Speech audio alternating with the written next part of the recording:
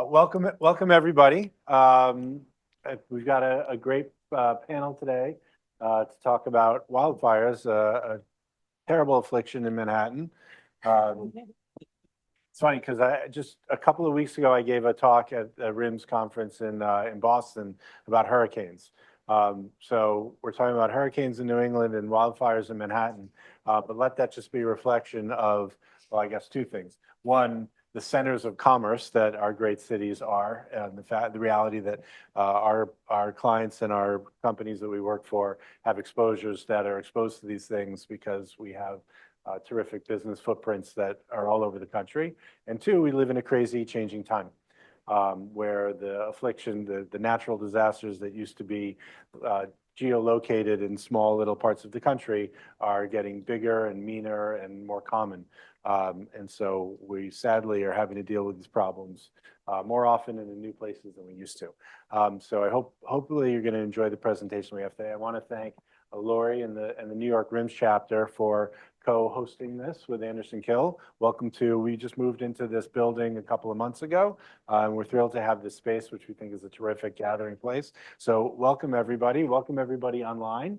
And thanks also to RIMS for broadcasting this out to other chapters from around the country. I know we have a lot of people from chapters basically all across the country. I'm also a lawyer admitted to practice in Colorado and Massachusetts, and I help support our Anderson Kill's Denver office. So shout out to the Coloradans that are joining us today as well. Well, thank you, Marshall. So I want to say hello and welcome. I'm Lori Seidenberg. I'm the president of the New York chapter of RIMS. I'm the 2025 president. I'm really excited that we have several members of our RIMS New York board and our RIMS New York Young Risk Professional board with us here today. So we have our little fancy pants name tags here. So if you see us, please say hello. We're really excited to be here. And thank you to Anderson Kill for your partnership and support. You guys have been a great partner over the years. You sponsor us at New York chapter events. Marshall, you spoke last year at our AI event at the Andaz, as well as Marshall was one of the speakers. We did a series of COVID webinars for between 20 and 2022. And so we were the first ones out of the gate, March 2020, when everyone else was trying to figure out how to turn on a computer. We were doing a webinar. We had 900 people on it. I didn't think it was going to be 2 weeks, but I didn't think it was going to be 2 years. And that's not a political statement. That's a risk management fact. Okay. RIMS New York is celebrating its 90th anniversary this year. It's a little controversial because RIMS is only 75. Of course, New York is the center of the universe. So if you want to hear more about our story, it's on the LinkedIn page. We're really excited. We're having a 90th anniversary party in June. Other RIMS New York announcements, we have our annual golf outing, which I think also Anderson Kill buys a foursome, so thank you. September 15th at the Whippoorwill Club in Armonk, New York. We also have what's called an Executive Insight Series, where we invite a CEO or an executive from an insurance company or a broker to speak. And we're really excited that Lucy Pilko from AXA will be our Executive Insights guest on October 15th, and registration should open soon. I briefly talked about our Young Risk Professional group. So in addition to the New York chapter of RIMS, we have a separate group, our YRP group, our Young Risk Professionals. That group is for 35-ish, I say ish, because we're all getting younger at the time. I saw yesterday or today, 70 is the new 50. I'm not sure how I feel about that, being 54. But yeah, we'll see how that goes in 20 years. So we do have a separate group. There is it doesn't cost anything to join. The only requirement is to be 35-ish and under and in the risk professional world. So if you are under 35-ish, or if you have someone that you work with that are 35-ish and under, we have members of our YRP board. It's free to join. They have a networking event June 24th at the Lawn Club. I've become very popular in New York. I throw parties for the YRP with open bar. So if, for a 28-year-old living with 7 other boys, in a 2-bedroom apartment, eating top ramen every night, please come down and enjoy and have fun with us. Again, hello to everybody from across the country on Zoom. Thank you to the other RIMS chapters. I know Rocky Mountain is on here, as well as other chapters. So, it's interesting. Our topic today is the California wildfires and its effect on the cat market. And again, people said to me, why New York? Well, one, I said we're the center of the universe. Two, we have a lot of New York-based risk professionals that have not only national, international portfolios, but also, as we all know, what goes on in what cat market does affect what's going to happen in another cat market. So pricing in the cat market will change. It doesn't matter if it's a wildfire, earthquake, flood, tornado, convective storm, it's going to affect everybody. What affects one affects everybody. So that's why we chose it. And Anderson Kill's been a great partner, so we thought it was a good match. So I'm going to let the panelists introduce themselves briefly, who they are, where they're from, and then we'll get kicked off and get started. So Christine, I'll let you go first. Hello, can you guys hear me? Perfect. Hi, I'm Christina Lucas. I'm with Guidewire Software. I run our industry advisory practice, which is really the voice of the customer within a tech company. Like I think many people in this organization, I'm a reformed AIGer. I worked mostly overseas. I worked in Latin America, Asia, and Europe. And so I kind of bring a bit of a global perspective to the discussion. So really excited to be here. Guidewire Software is the system of record from a policy admin and a claims perspective for, say, the majority of the tier ones, probably 95% of the tier one insurance companies, and then tier twos and tier threes, probably around 70 or 80% penetration. So on a global scale, about 35% of the world's premiums run through our platforms. And in some countries, we're considered a strategic risk, right? A critical risk because, for instance, Japan or Australia, about 80% of the claims in the whole country run through our platform. So to kind of give perspective around really the data that we're able to see and the impact that we can have, whether it's a platform or the tech tools on top of that.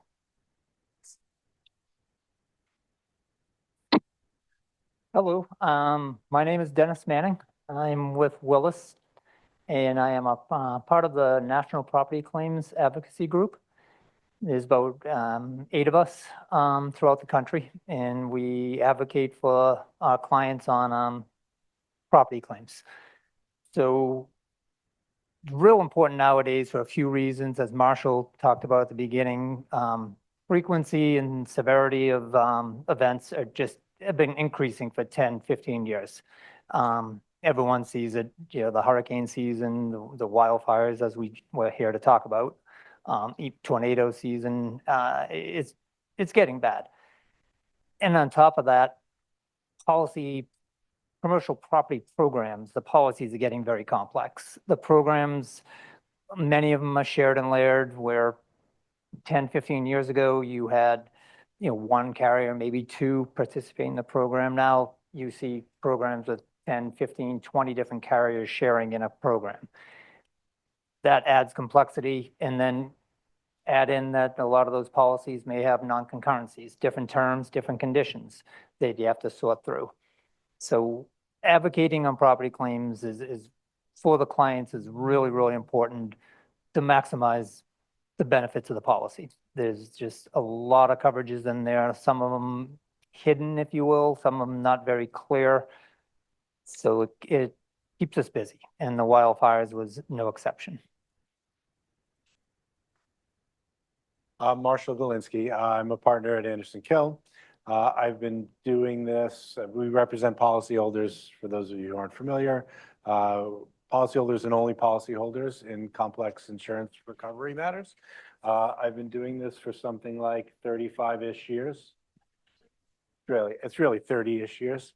But I love it. I love what I do. I work with some of the smartest, most talented people who specialize in working on these complex insurance cases. Really dedicated crew. And happy to be here to share a little bit of what I know with you guys today. Great, thank you. So we'll first start out by talking about the state of California industry and the catastrophe market. So when we were prepping, I was telling the story, and everyone's like, you got to tell this story to get started. So I've been in the industry 35-ish years as well. I consider myself an insurance nepo baby. I didn't know that was a hot term. My mother was working for Allstate Insurance in 1989. I was starting Cal State Northridge and I needed a job. So I started in Allstate, but then I went to work for a company called Aon Albert G. Rubin. They do entertainment claims in California. So I happened to be working at Aon Albert G. Rubin in the 90s. And in the 90s, it was the 92 floods, the 93 Malibu fires, the 94 earthquake, and then the riots. So I called it like the hat trick plus one, right? And I was doing fire claims during the Malibu fires of 93.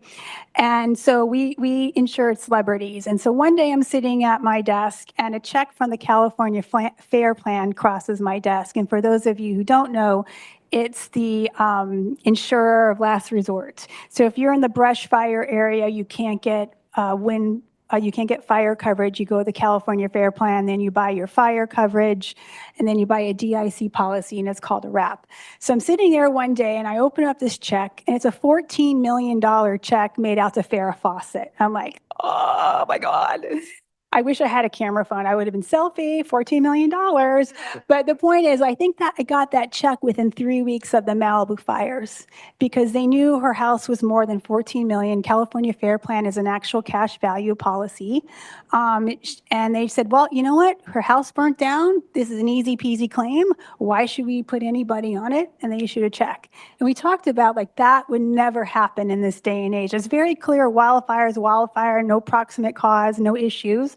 But it's very, very complicated. So I was thinking, Christina, maybe you can kick off and give your thoughts on, you know, how California ended up in the state it is today in terms of cover and insurance. No, that's a great question. And as you mentioned, really the FAIR plan, so the fair access to insurance requirements started in 1968.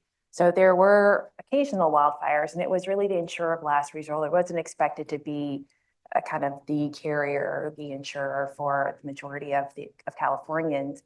As Dennis said, you know, the severity and the frequency of claims has increased. Fires have increased, and other natural catastrophes have increased over the years.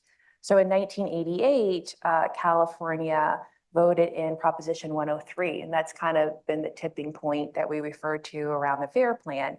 So they put in 3 provisions, and it was in theory to protect the cover holder. You know, that's a point of, you know, debate now in hindsight.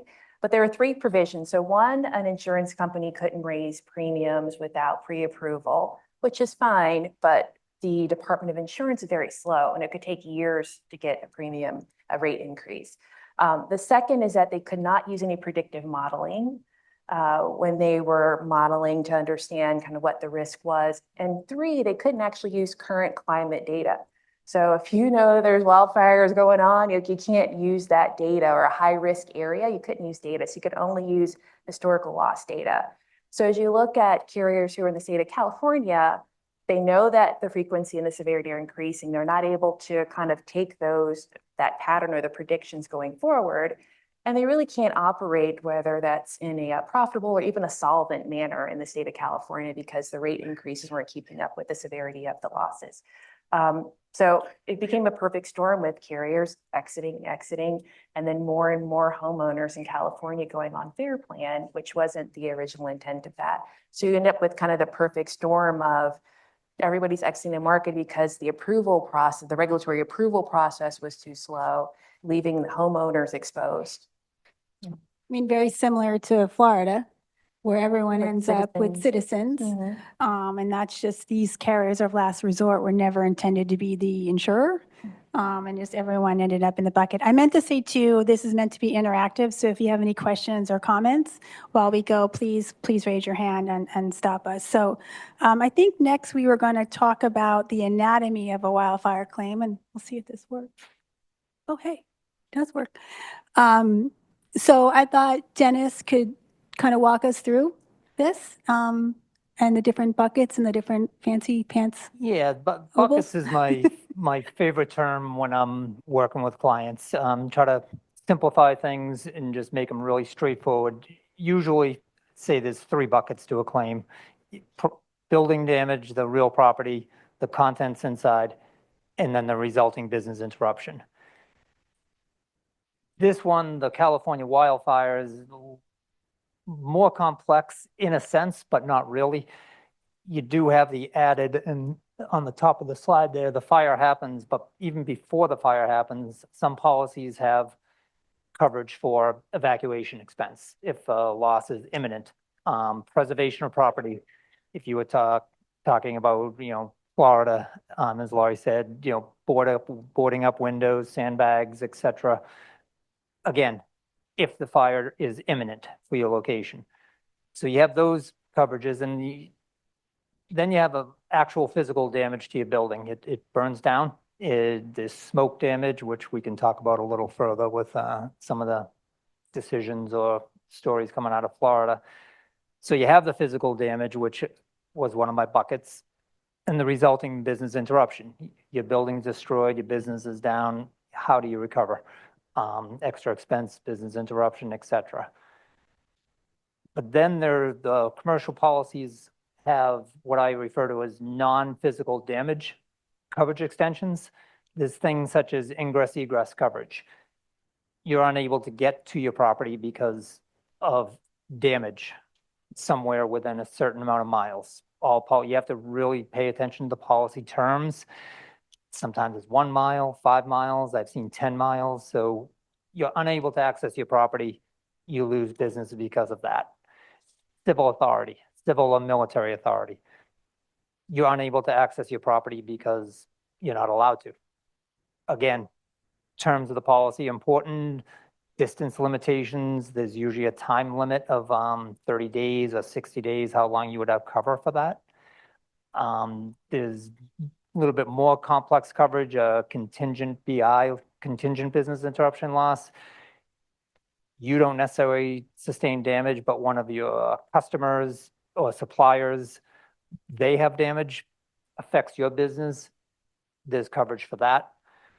So the business interruption associated with this isn't, typically we will tell our clients the main trigger you look for business interruption coverage is direct physical damage to your property. But there are coverage extensions, and there's 3, 4, 5 of them in the policy, which can extend coverage when you don't have damage, but there is damage in the area. So going down the order, it's real important to keep these in the buckets and keep them separated, keep track of them, and quantify them. Okay, I'm gonna actually leave this slide up because I don't want you guys staring at our pictures all day. I think this is a much better slide. And I just realized I am wearing the same suit from my headshot. Oh, I do have more than one suit, I promise you. And this one is clean, I promise you. So we're gonna get off of this slide. Everyone's like, no one's gonna notice. I'm like, well, I just outed myself. So there you go. So we're going to pivot to another C called coverage. And Marshall, we've been talking there's been a lot of narrative about smoke damage, very similar to the COVID narratives about is there a trigger of coverage? And there's been a lot of bulletins issued by the California Department of Insurance. So do you want to touch a little bit about that? Yeah, it was really uncanny the way things unfolded intellectually and on the ground for insurance coverage lawyers following the most recent Los Angeles wildfires, because the damage to the neighborhoods that were directly affected was horrendous and extensive, but the fires were so hot and destructive and burned for so long that there was also a lot of smoke-related damage that happened as well. And Los Angeles being a major, it's about as big of a metropolitan area as you'll see affected by wildfires fairly recently. It disrupted a lot of businesses that weren't actually in the Palisades, but yet were disrupted by, restrictions on access from orders of civil authority to simply just being safe to move around the city, to, major thoroughfares being closed. And what a lot of us insurance recovery lawyers thought about was whether that smoke damage was going to claims that stemmed solely from smoke damage, not from combustion or burning, but solely from smoke damage, whether insurance companies were going to push back on those smoke damage claims. Historically, for 100 years, it's been accepted that smoke causes physical loss or damage. Smoke, soot, ash, all of the toxic chemicals that are left deposited on buildings when you have a wildfire, especially a wildfire in a residential area that affects structures that include asbestos and plastics and petroleum products. It's always been well accepted that that's physical loss or damage to property, and it's covered under property policies. But what a lot of us who went through the wars over COVID wondered, given that the insurance industry had widespread, but not complete, but widespread victories, arguing that a virus can be easily cleaned off of the surface, and therefore COVID doesn't cause physical loss or damage. There's no coverage for that. A lot of us wondered, are insurance companies going to try and leverage that rationale from those COVID cases to restrict and refuse to pay claims for smoke damage, which has traditionally always been covered? And within 2 days after the wildfires started, so they were still totally burning, there was a decision came down in the Northern District of California, a federal district court decision, for a wildfire claim from, I think it was 2018 wildfires in Napa. There was a hotel in Napa that had not caught on fire, but had been badly disrupted by smoke damage and interruptions to access to the area where the restaurant was located. Suffered small amount of property losses and significant amount of business interruption losses, both from a 2-week closure period and then an extended period after the closure was over, where there still wasn't, business wasn't the same because of the wildfire damage and the smoke damage in the area. And what the judge in San Francisco said was, yes, smoke damage is covered, always has been. They cited to a fairly famous, from the COVID cases, smoke damage case from Oregon called Oregon Shakespeare Theater, where the court there held that where you have business interruption as a result of smoke damage, that triggers coverage for a property policy that covers direct physical loss or damage to property. And so the judge in San Francisco even cited to the California Supreme Court's decisions and the other high courts in California in the COVID cases and said, hey, when the California courts decided the COVID cases, they distinguished the smoke damage cases in saying viruses are not like smoke. Viruses aren't covered. Smoke is covered, right? So the judge in San Francisco ruled, and we said, good, this is going to resolve that, right? Said, that's exactly right. This is going to resolve that. We're not going to have fights over whether smoke triggers coverage for direct physical loss or damage. Then 2 weeks later, or maybe 3 weeks later, an appellate decision came down arising out of a 2019, I think it was, wildfire in Los Angeles County. And the court in that case, is an state appellate court case, said the opposite, said that smoke doesn't cause direct physical loss or damage, and refers to the California cases on COVID to reach that conclusion. And we just kind of did like a cartoon character shake your head sort of thing, like, this all seemed perfectly clear, and now there's this other court decision that is muddying the waters. And amazingly, and I don't think I'd ever seen this happen before. Not long after that second Los Angeles County appellate court decision came down, the insurance commissioner for the state of California issued a bulletin.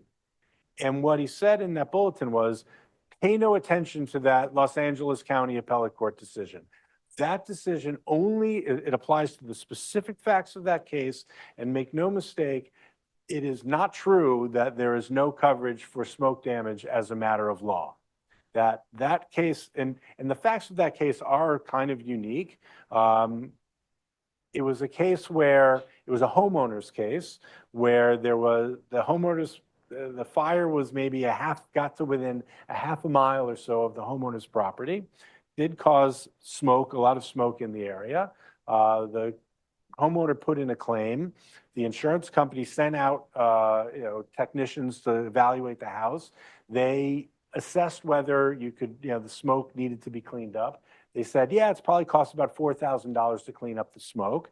They paid the policyholder $2,000 net of a $2,000 deductible to clean up the smoke. The policyholder brought their own person out that said, yeah, it probably costs about $4,000 to clean up the smoke damage. And then the policyholder just cleaned it up themselves, literally. So it kind of was in line with what the California cases were saying about wiping the virus off of surfaces with Lysol and a rag. Then the policyholder had another inspector come out to the house, and they said, no, it's going to cost $35,000 to clean up the smoke damage, et cetera. The insurance company actually then paid them another $20-something thousand on top of what they paid before. So the fact pattern here, A, the insurance company was paying for the smoke damage, right? And B, when the case eventually ended up in court, it seemed to be because the policyholder hired a lawyer that really didn't appreciate the fact pattern, got greedier than they should have, coupled that case with another case where they were seeking I don't know how much more money, and the court just didn't want to have anything to do with it. So what the insurance commissioner said was, that case is only about the facts of that case. It doesn't reflect the law as a matter of law for damage from smoke. And we kind of exhaled after seeing the insurance commissioners. I honestly, I've never seen anything quite that dramatic, that this tennis match of how the law is, but eventually the ball ends up back in the right court. And we had the same reaction in my group when it first came out that smoke supposedly was not going to be damaged. And I've been doing that. The magic number seems to be 35 years. I've been in property claims for 35 years, 35-ish years. And it's always been smoke is a covered cause of loss. And the insurance companies, which would have been interesting if they had stuck to that, the insurance companies, when there's a fire, either be it a wildfire or a fire in a building, they send out industrial hygienists, and they have chemical sponges, and I've seen it more times than I can count, and they just simply swipe the wall with a chemical sponge, and you look at it, and it's black. It's smoke. If you walked in, you might not see it, but they swipe it with all, yep, this is, there's smoke and soot here, there's combustibles, and it has to be cleaned. And one step further, sometimes the cleaning does not clean everything. And there is a way to test it after it's been cleaned with the chemical sponges. If you go in with, I laughed when you said they went in and did it themselves. That's usually bad news. It usually does more harm than good. But even when they use the proper techniques and the proper chemical sponges, it still will need to be painted and redecorated, and the cost will go way up. But we were scratching our heads on that one, saying as long as we can all remember, smoke has been covered. They actually say smoke does more damage or costs more than the fire sometimes. And I think part of it was Hollywood theatrics coming into play. But I think that did set a precedent for the commissioner to do a ruling, and that may open the door for future fires or even other states to say, no, this is it. This is the coverage, pay insurance companies. So, okay, so I thought since we're talking about coverage and we talked a little bit about mitigation, you know, Christina, talk a little bit about who Guidewire is, how InsurTech is now playing. Everything's now techie. Yeah. You know, it's not like just whatever. And, you know, how the tech approach versus the non-tech approach and loss prevention and how you are integrating with underwriting tools. I think it's a very fascinating story. Yeah, no, that's a great question. And as I mentioned, you know, Guidewire is the system of record for a lot of insurance companies. So it's unknown. People outside the industry don't know it, but we're kind of there as a core system. That being said, I have a lot of exposure to InsurTech companies that are really entering the space and really creating opportunities both for, I'll say, pre-loss risk mitigation. And you see those capabilities being written into the underwriting process or included in the underwriting process, really understand the risk.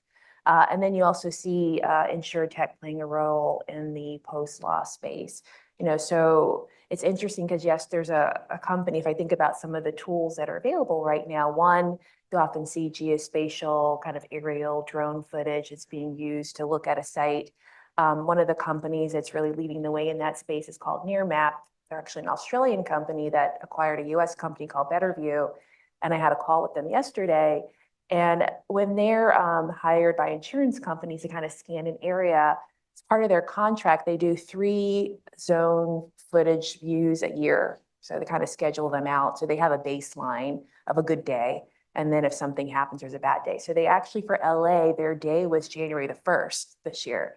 So they have this beautiful footage of LA, on January 1st. And then you can see day by day, starting January the 7th, and then they started going into the 8th, 9th, and you can just see the buildings burning. But what you can also see is they can zoom in at the house level, right? So they're able to help claims, really claims teams declare a total loss in minutes, right? Because you can look and you can see this house is burned down to the ground. This one is standing, and then they can really triage and say, okay, we want to send an adjuster out to just this property and that property because they're still standing, and they can go and see, if it's still standing, if it's smoke damage, whatever that kind of the issue is. So tools like that are being used a lot in wide area disaster response to really just get the lay of the land. So you see it in hurricanes, wildfires, et cetera. Kind of taking a step back, if you look at kind of the first notice of loss process, that's kind of an easy play. You see it used, of course, in non-cat situations, but how do you use really AI tools to be able to create triggers, right? That can start that FNOL process for a policyholder immediately because the conditions that are happening based on various data points. So you see that with tools like Smartsheet and others that are kind of using weather data and other kind of triggers in the environment to start a first notice of loss process. Here in New York, fortunately, we don't have a lot of cats, but if you are in Florida, we have a place there, and the storm is coming, insurance companies start notifying, hey, the storm is coming, be prepared. And then after, the storm hits, when the hurricane hits, you're getting notices a few minutes later saying, hey, I hope everybody's safe. This is how to secure your property. We started the FNL process for you. So you can file a claim easily. And then, kind of to take it to, I guess this is Gen X or Gen Alpha with kind of selfies and cameras, you see a lot more tools that like Tractable, which allows the policyholder to take their own pictures, right? Because they're there in some cases, and they're able to take pictures at the moment of. And so they're able to really capture, especially if you're looking at contents and so forth, kind of the damage at that moment. And so insurers are looking at how do you capture as much information as possible, not waiting for an adjuster to come in a couple of days, but being able to do that right at the moment. And there's dozens of tech tools that are out there. It's really exciting to see the innovation in both kind of the risk mitigation side of the house, right? And then kind of the claim space and the post loss as well. So. And we give the same advice with the photos. When we talk to our clients immediately following a loss, and when's an adjuster going to be out there, and on a catastrophic loss like the California wildfires or the hurricanes or anything where it's widespread damage, it may be days, if not a week, before an adjuster's out there. And the simple explanation is protect your property, just take pictures. A picture tells 1,000 words.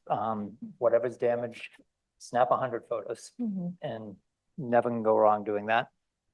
Yeah, when I was working for Albert G. Rubin, I was there during the Northridge earthquake, and celebrities would call and say, hey, this painting fell off the wall, or I have a little crack. When is someone coming out? And I'm like, they're not. There are red tagged houses. There are people they're never going to come out. So just take pictures. And I think people lose sight of there has to be a priority, but you're right. Take pictures, do what you need to secure the property. I also did a claim where they refused to secure the property until someone came out. I said, you're making your claim worse by not preventing future damage. They will never fault you for doing what's necessary. They'll fault you for doing nothing.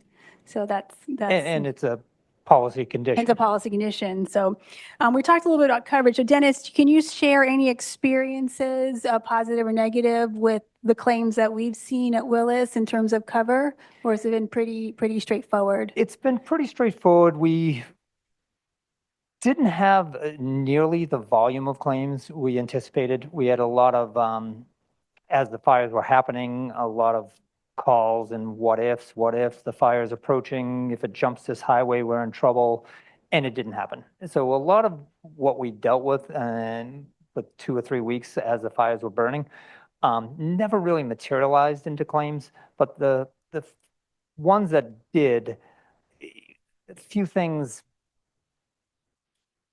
The evacuation orders apparently were sent on an app on your phone. So hurricanes are coming to Florida, evacuation orders are coming out. You see them every day, they're updated. The California wildfires, the app was updating every minute. So you're a business owner or a homeowner or own a property, you're concerned with, life, property, protecting it, getting out of town, et cetera. You're not worried about or thinking about how do I document this evacuation order? And there has been a few carriers, I understand, that I'm not involved with, but one of my colleagues is, where the carrier is pushing back saying, well, you have to prove that you were in an evacuation order. It's like, okay, how do you recreate that if it was an app that was literally the line was moving every minute?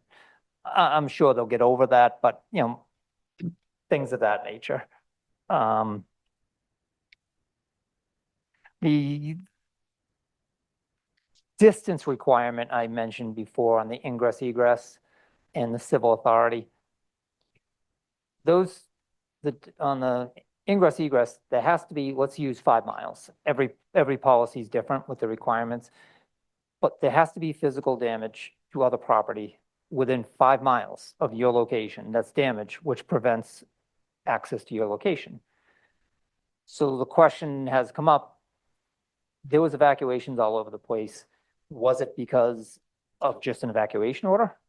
Or was there ingress egress issues because of damage? But let's use a real simple example.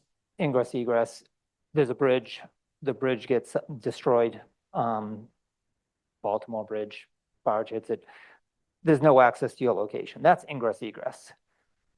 If there is a wide scale events like this and there was evacuation orders and people just were leaving town, you might have a problem there.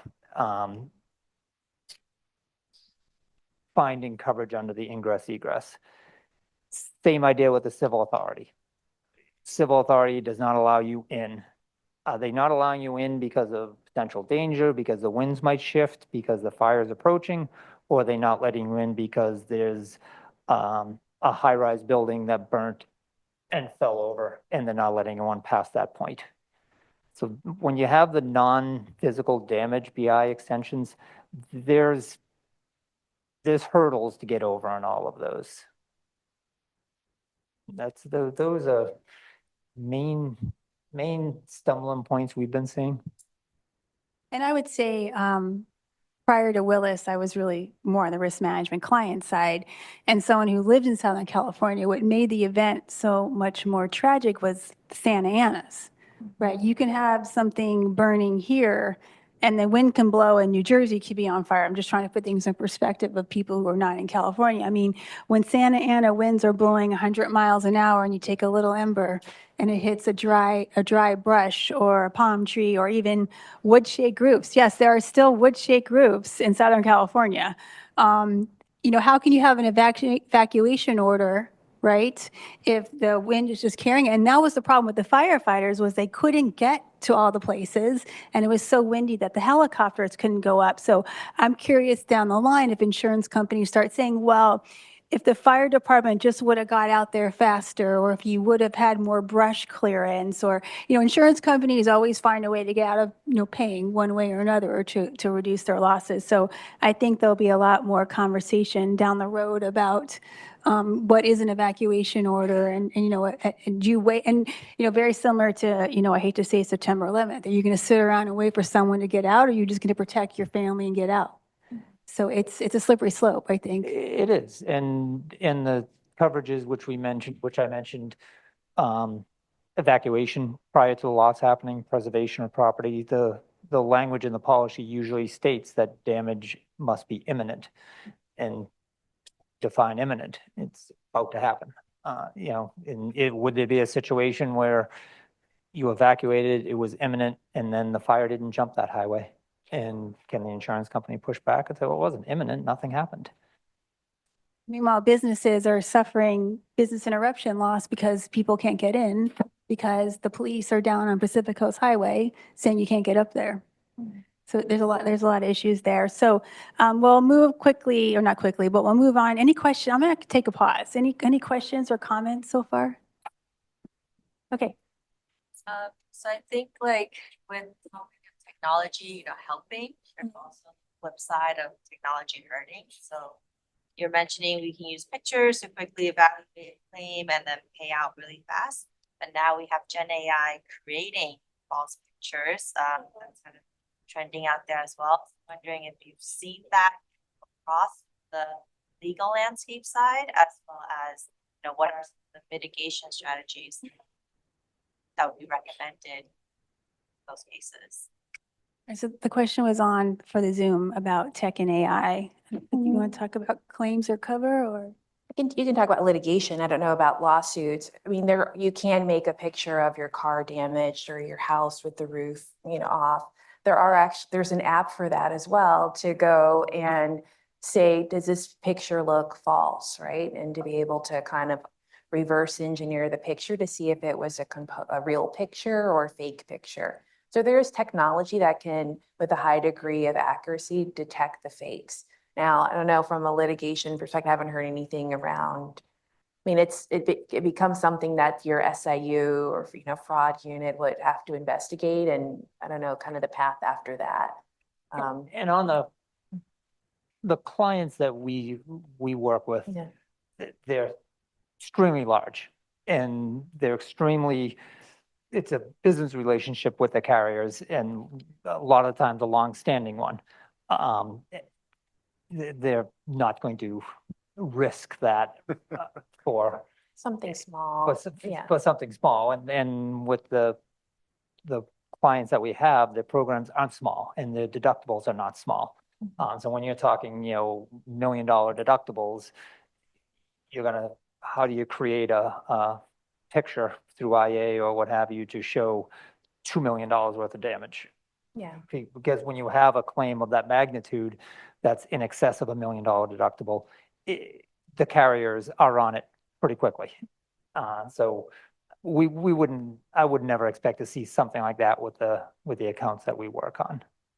That being said, I mean, in personal lines, you do have that element, especially auto accidents, and then with homeowners.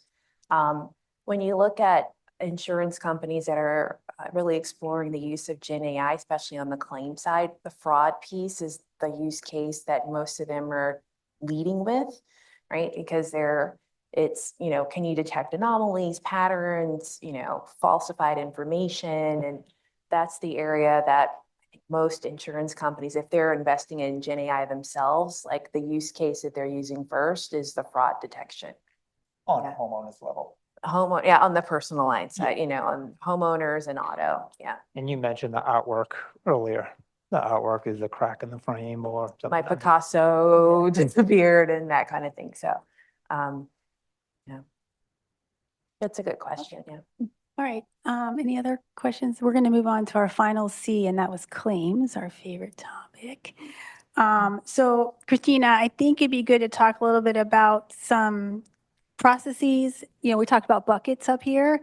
Some tips and tricks on how to get paid faster, such as separating it into buckets, and good quality data, crap in and crap out. How do you avoid that? And good quality data collection in order to get you paid faster. That's interesting. Like if you look at it from kind of to Dennis's point on the commercial line side, you're seeing more and more, commercial property underwriting where they're doing an inventory in advance, right? So in good times, there's tools like Matterport, 3D cameras that can really take an image of the current condition of the property. So there's not this point of debate like later on, what was that condition? So how do you make sure you know what you have before the accident? And even on a personal life, we're supposed to have personal inventories of our homes, and no, nobody does. But that helps to prevent. When I look at like the LA wildfires, I don't know if anybody here is from Chubb, but we all know kind of Chubb is kind of the model. And, their private client group is probably the best white glove service, around. And so what they did for the LA wildfires and got a lot of kudos for is similarly using data, right? It's coming, informing your policyholders in advance. They actually sent out their own private, this is why you pay for that, your private fire department that's going to come out, put fire retardant on your home. So Chubb did that for their policyholders. Then the day after the fire, they had a claim adjuster at your door, ready to, do their assessment, their investigation. And then they actually were able to give out vouchers for temporary housing, immediately as well, so that people had a place to live, because that was another thing, where do you go? And then to be able to settle the claim, very quickly and kind of get the person back to normal. So that's kind of the ultimate white glove experience. Not everybody's paying the Chubb premium private client prices. But as I mentioned, those same tech tools that I mentioned earlier, and it said there's dozens of really interesting insurtechs that kind of help at every piece of the process. Insurance companies can now kind of pick and choose which ones would be part of their secret sauce for claims handling and integrate that into the claims experience. And like I said, whether that's from, it's easy to notify people the loss is coming, to what I find interesting now, there's companies like Snap Refund that's also looking at interesting ways to pay people quickly. Because it's one thing if you live in Pasadena, you might have a regular bank account and you're able to get a wire transfer to that.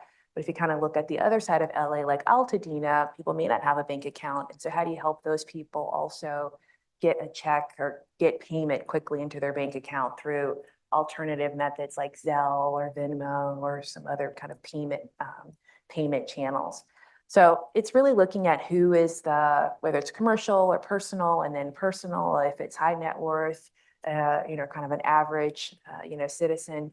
How do you really create that solution of a mix of the human touch throughout, because you're really leading with empathy, but with technology that can help really expedite that and get the policyholder, kind of back to normal.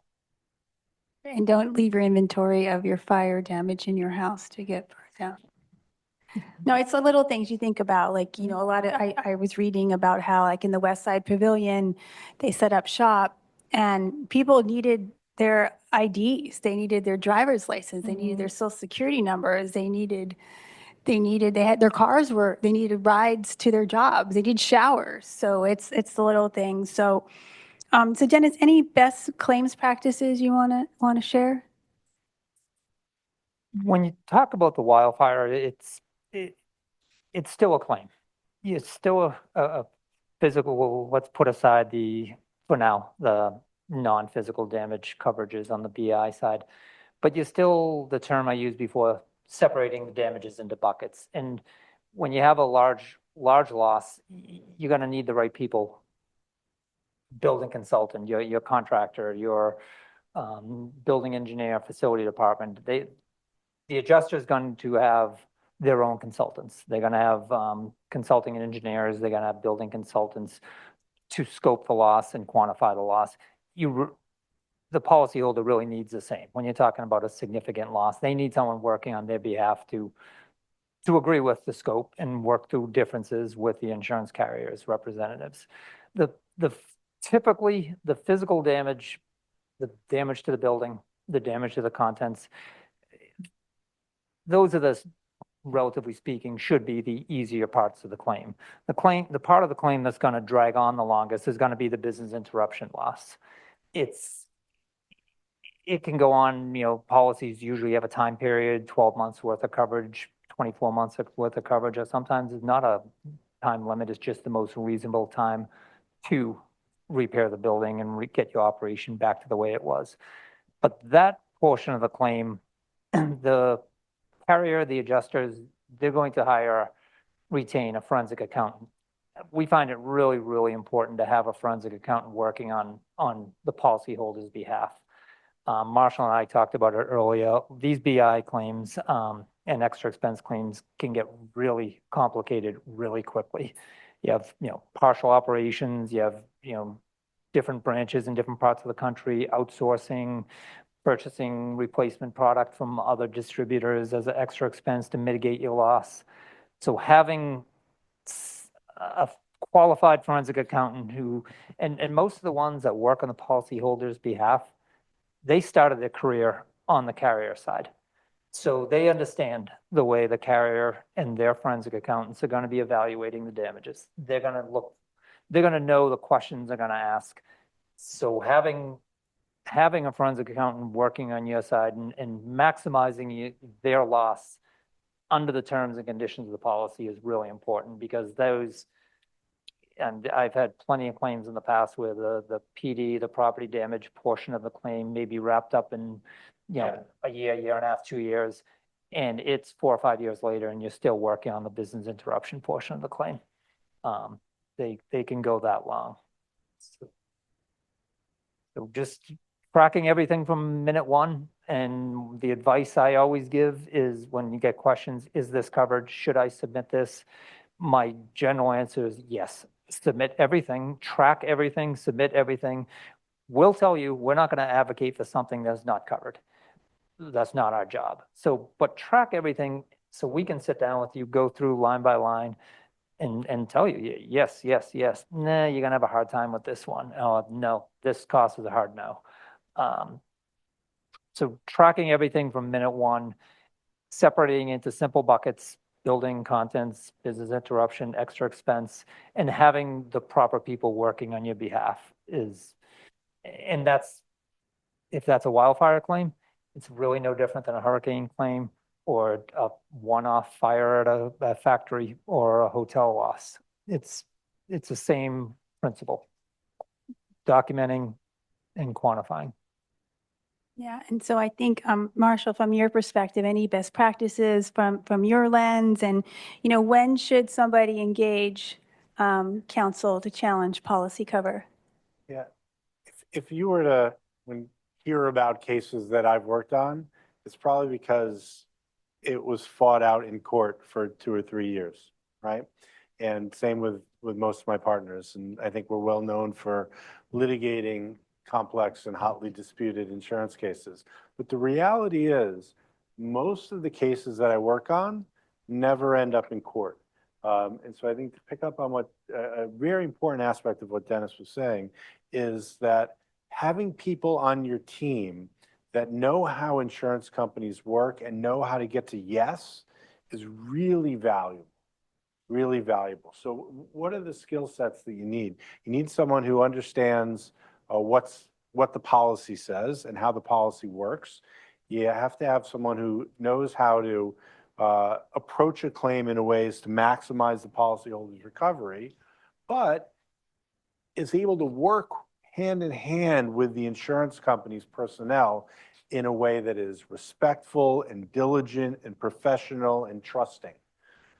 You get to yes on a lot of claims by having that sort of relationship, that trusted relationship between the adjusters on both sides, who may not always see eye to eye on day one, but who can give and take a little bit, have a back and forth, know when someone's doing something that's fair and agree to that, and know when someone's doing something that's unfair and push back on that. So we work behind the scenes on a lot of cases where we'll analyze the coverage, we'll give advice to the client, work with the client in assembling data points, information, documentation, sharing that with their claim presentation team from behind the scenes. With the insurance company, doesn't know that we're involved at all. That way the client knows what their rights are, they know what they're entitled to, and they can set a reasonable target for what they're going to try and recover.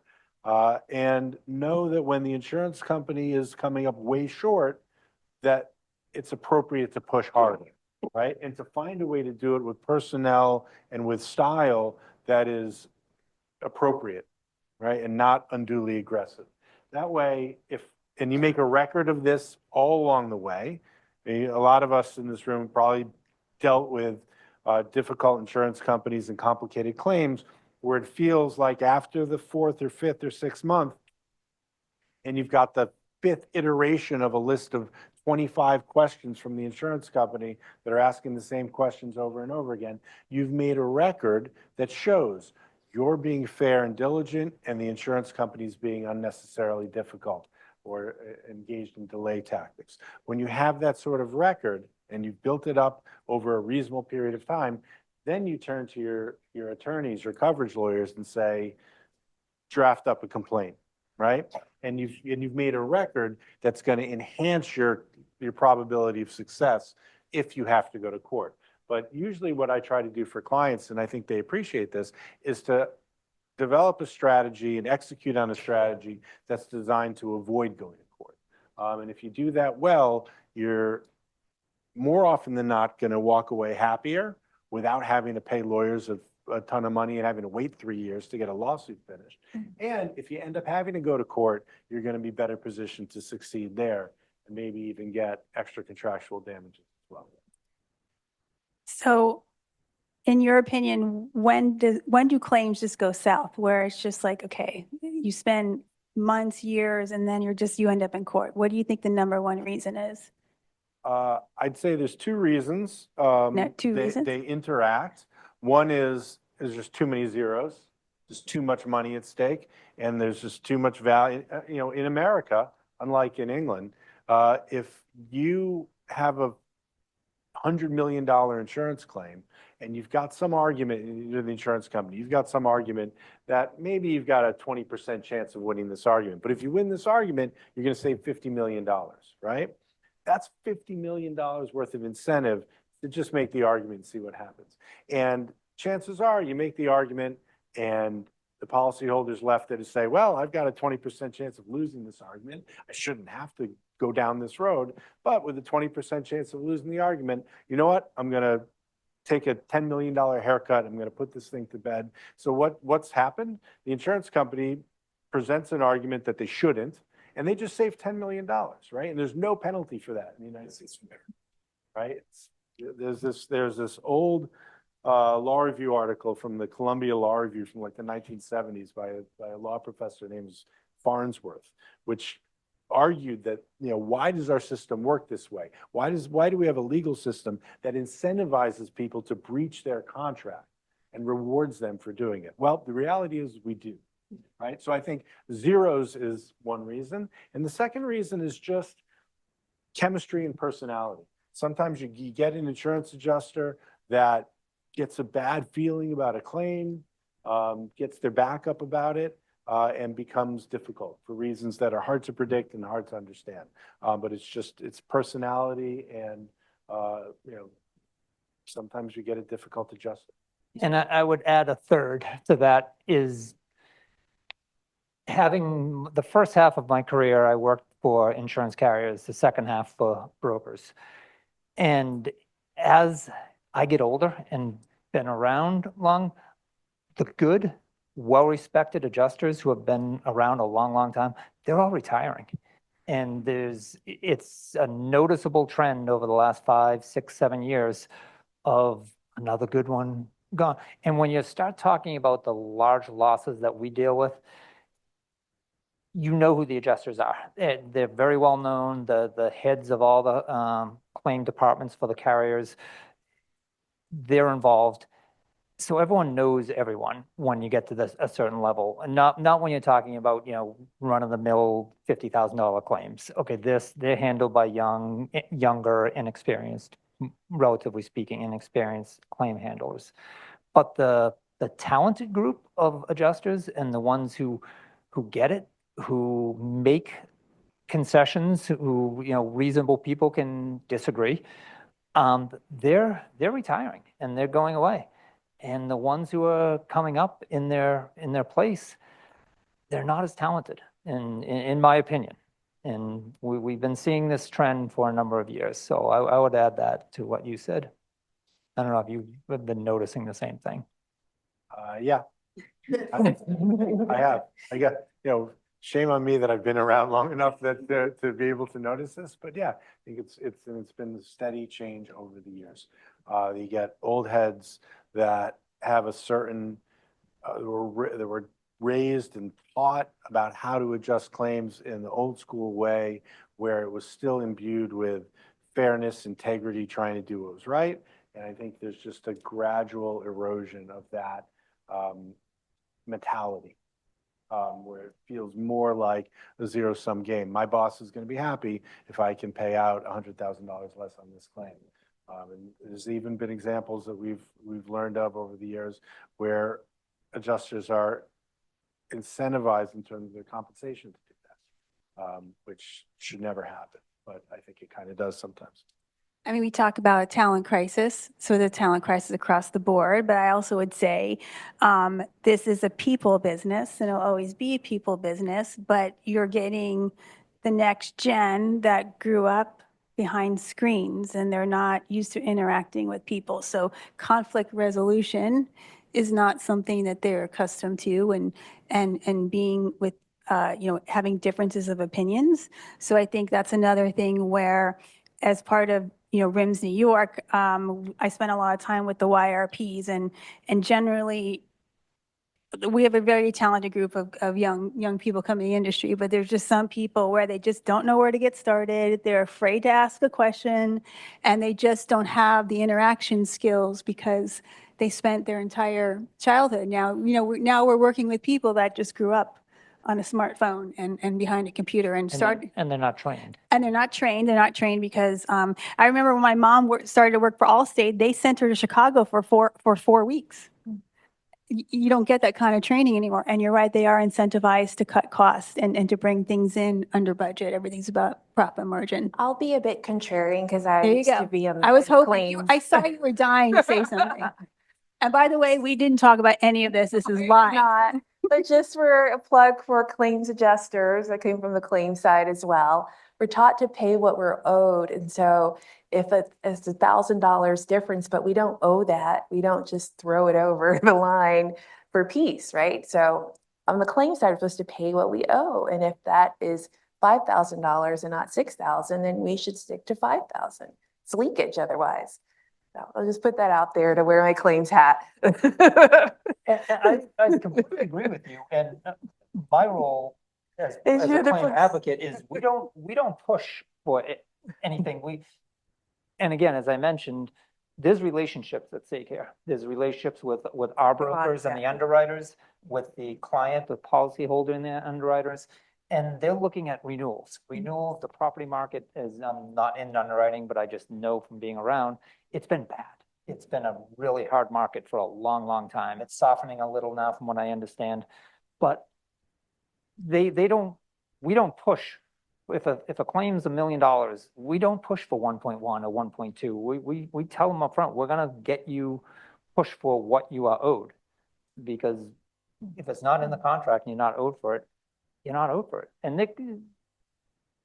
there can be differences of opinion. Whether it's $1 million or $1.1 million. Yeah, I get and that, that's normal. And that's where the discussions and negotiations come in. We can debate about it over. But I also think you don't want to spend $1 million fighting over $10,000. Exactly. In the end, it all goes into your premiums. It's gonna get looped back. Claims are more expensive to adjust, and it's all filtering in through premiums costs. So I know we're running long on time, which is great. Short on time, long on time, whatever. We're over time. Any other quick questions? If not, we will take it into the other room. Any other quick questions? I also, oh, sorry, go ahead. Just to address the fact we legal claims, I think there's a I'm going to give you a microphone just in case the Zoom people want to. Yeah, sorry. You raised your hand, so it's your fault. I said, one of the lack of effort that I've seen is the amount of time spent on getting rid of the ambiguity of the language through the process. So much is focused on the financial structure of the program, the risk retention of the program. But when it comes to the wording, and I've been doing this for 25 years, spending that time hiring counsel before you bind and getting rid of ambiguity does pay you the dollars, because then there's less of an argument, right? Because I think we get stuck with the dollars and listen, every carrier's gonna argue for less, and we know it. But it's amazing how much lack of time is spent on really focusing on getting rid of the ambiguity. So last year, we sat down with our forensic accountants and said, what can we do better as a company to improve the claims process? And he gave me a list of 10 things. He said, look, when we get to the claims process, we spend more time debating what we already know is covered. But if you tweak this wording, not to like squeeze in coverage, but to get rid of the ambiguity as the intent, he says it'll make the claims process go faster. He wasn't talking about broadening the coverage. He was talking about just the claims process to slow down in the wording. And, we spent that time and you can see it, with some benefits already.